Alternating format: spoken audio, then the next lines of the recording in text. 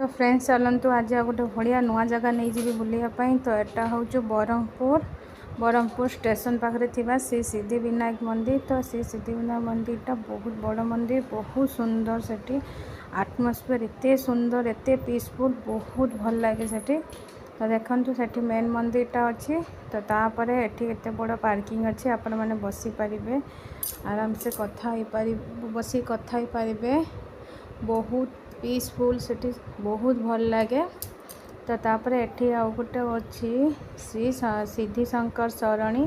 तो ये शिव बसचंती पानी उपरे, एमती कैलाश बसी था सेमती बसी तले पानी अच्छी। जेहेतु यहाँ दिन बेला से लाइट एका जलुनी, तो लाइट एका जलने बहुत सुंदर देखा होती।